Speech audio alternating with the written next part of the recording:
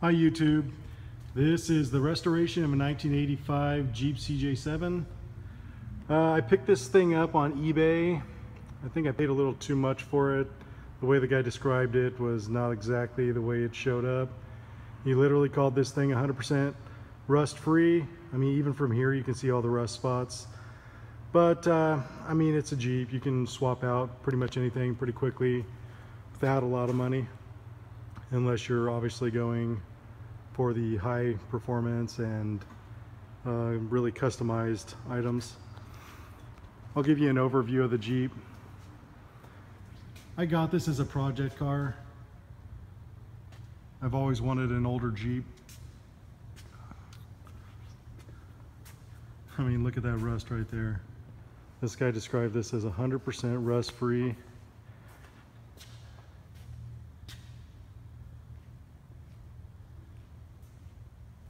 I'm going to give you kind of an overview of the outside, and then I'm going to go in and show you the imperfections and what we're going to do from top to bottom. All right, you come in, I mean, this front bumper is going to be gone. It's not the worst looking front bumper, it's actually pretty massive, but I want a clean look. Probably going to go with a spider. Remove all the rusted pieces. These are going to go by. I'm going to just putty that in, paint them over.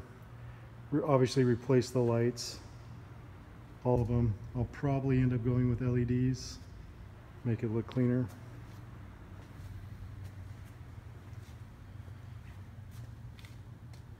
With all this paint chipping up, I'm going to end up having to do a pretty insane sanding and paint job on this thing. I mean, I can just chip this stuff away. Some pretty gnarly clear coat coming up. Coming along. I mean, there's rust under almost everything. I took the door hardware off already. The antenna hardware, it's all rusting. I've got rust spots at all the welding locations. This window frame is really bad, so that'll be one of the very first things I replace, just so that when I do start getting it ready and prepped for paint, I have that piece. The glove box is missing. The dash, he didn't even bring up the fact that it's missing knobs. All the knobs are broken. The switches themselves and the poles are all broken. I'd be very surprised if the speedo, the fuel gauge, temp gauge, any of that works. I mean, look, you got wiring harness laying out. When this guy showed up, he decided to confide in me that there was an engine fire and he had to replace the whole entire harness. You know, that stuff probably wouldn't have bothered me when buying it if he would have just said it, but it's pretty shady eBaying to do that. He also described these seats as new. I laughed at him when he showed up. I was like, come on, man, if you call that new, you're crazy. He's like, well, the only reason, I mean, they are new, but they were sitting in the sun. Yeah, that is not just sun damage. That's horrible. These seats are all gone. I mean, all the hinges are rusted. I can't even get the tilt to move. I've got a big patch job to do here. I mean, I already tried chipping up some of this, but I'm gonna have to grind it all up, see the extent of the damage. But pretty much at every screw hole you're looking at rust. So there's gonna be some major restoration to this thing. Every one of the antennas, you got CB antenna, regular antenna, they were all in non-use. The tire catch, boom, didn't say anything about the wreck that clearly happened. I mean, typically when you do something like this, you at least put some kind of primer or something on it so you don't get this kind of extensive rust coming through. And another FYI for you Jeepers, if you're going to spend the money, $1,000 or so, on buying the nice Mutter tires, you might want to opt to get the 5th. There's no point in leaving this thing on the back of your car unless you're literally just a fanboy and want a tire sitting on the back of your Jeep. All right, broken tail lights, both of them. One good thing that he had here, he had the really nice Crawler Genrite gas tank, 20 gallon. So that's an added. That's one of the only things on here that's really great. Rusted tire catch. He did Rhino line paint the inside. I mean, me personally, I would have had a professional Rhino line it with a sprayer, but I mean, this is an older Jeep. This is over 30 years old, so can't complain. At least he saved the inside of the tub from the massive work that it would take to clean that up. More rust.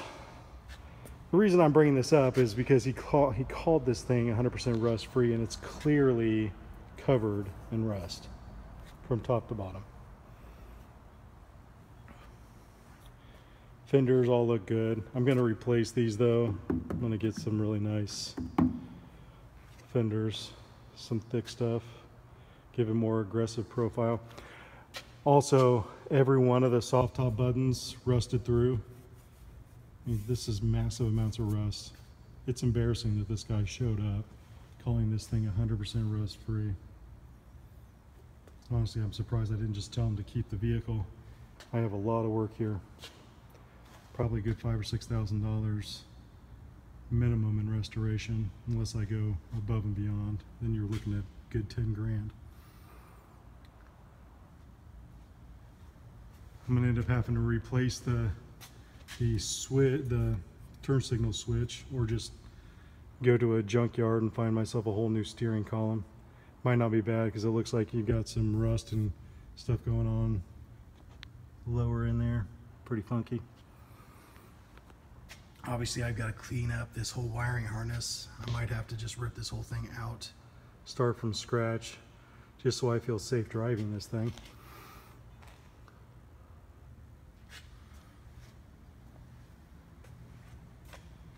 All of the mirrors were just kind of dangling there. Not a big deal, but ridiculous. The bolt catch on this thing must be so rusted underneath this thing that the bolt won't even stay on.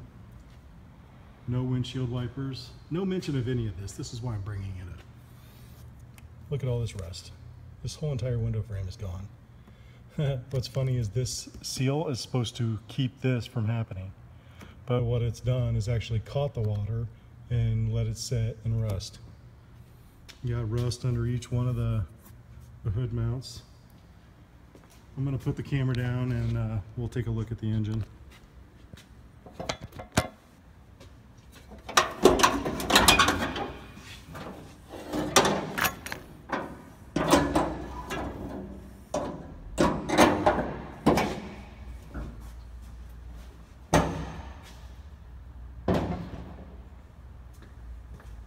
All right, well, let's start from one side and go to the other.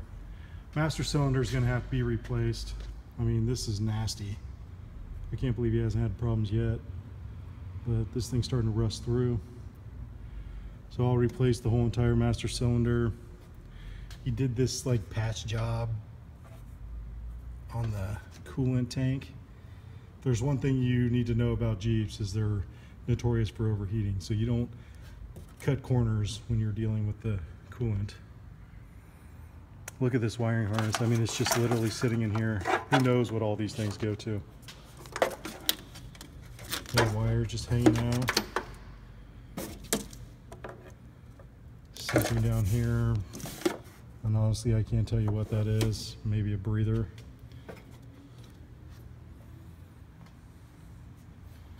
Well, at least it's got a power steering pump on it. That'll save the day. Looks like he put a new carburetor on there. I have no idea why you would shorted a filter, and I can't remember if there's supposed to be some sort of hoses connected somewhere there. I'll have to figure that one out. One other upgrade, he did the HEI ignition setup, which I guess that'll save me $200. I mean, look at this. You've got all sorts of hoses, pipes, clamps missing. I mean, he didn't even seal up the hole that he has in the firewall here. So who knows what can get up in there. He's got breather hoses just dangling in the engine compartment. This thing is clearly not mounted correctly. You can actually move the radiator. Needs to be something to hold this thing into place. Surprised there's not major squealing and even knocking coming from this fan. Big huge patch of rust that I'm gonna have to fix here. Yeah. There is a lot of work to be done here, YouTube, so stand by. I'm going to have a lot more videos. My next one is going to be removing all the hardware on the exterior of the Jeep. I've already started, as you can see, taking off the antenna, the hardware for the doors, but I'll get in and get all the little pieces off. All right, catch you next time.